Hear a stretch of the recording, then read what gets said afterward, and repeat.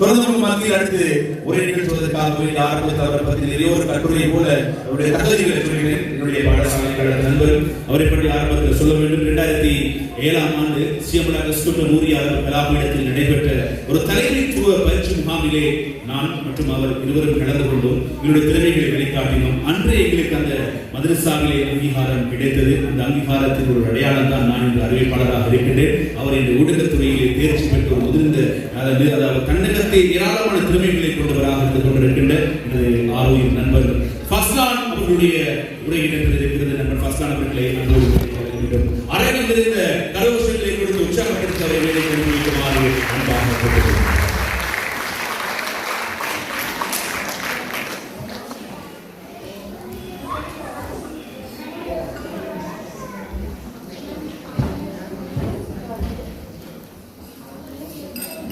அனைவருக்கும் மாலை நேர வணக்கம் மற்றும் எனது சலாத்தை தெரிவிக்கிறேன். அஸ்ஸலாமு அலைக்கும் வரஹ்மத்துல்லாஹி வபரகாத்துஹு.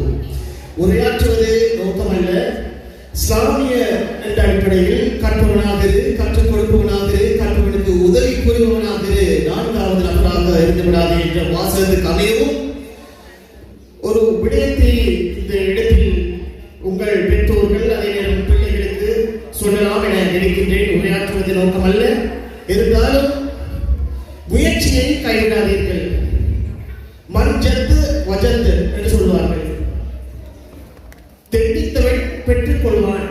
அந்த அடிப்படையில் உங்களுக்கு ஒரு சிறிய விடயத்தை தெரிய விரும்புகிறேன். என்னவென்றால் ஆங்கில மொழி என்பது இன்றியமையாத ஒரு மொழியாக இருந்து வருகிறது. அதே நேரம் நவீன தொழில்நுட்பத்தின் ஊடாக நாங்கள் சிறார்கள் முதல் பெரியவர்கள் வரை AI மூலமாக நாங்கள் பல விடயங்களை அறிந்து வருகிறோம்.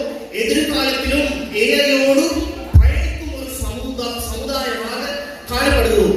எனவே நீங்கள் ஆங்கில மொழியை சரளமாக அறிந்து கொள்வதற்காக முயற்சிகளில் ஈடுபடுங்கள். அதே நேரம் நாடளாவிய ரீதியில் நீங்கள் எந்த ஒரு விடயத்தை செய்தாலும் உங்களுடைய முயற்சியை கைவிடாதீர்கள்.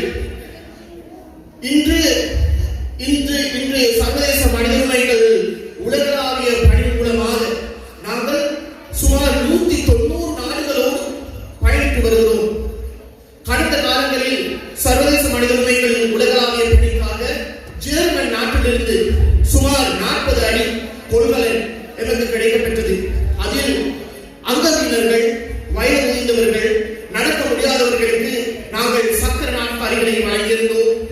அதே நேரம் நாடளாவிய ரீதியில் கற்பவர்களுக்கு பல வகையான உதவிகளை நாங்கள் மேற்கொண்டு வருகிறோம். அவர்களுக்குரிய பாடசாலை உபகரணங்கள், அதே மாதிரி அவர்களுக்குரிய கற்றல் உபகரணங்களை வழங்கி வருகிறோம். அதே நேரம் சிஎம்ஆர் அகஸ்ட் மண்ணை சேர்ந்த சகோதரி நுகாவுடைய ஒரு முயற்சி, இது மிகவும் பாராட்டத்தக்க ஒரு முயற்சியாக நான் காண்கிறேன். அதே நேரம் இங்கே வருகை தந்திருக்கக்கூடிய மாணவர்கள் அவர்களது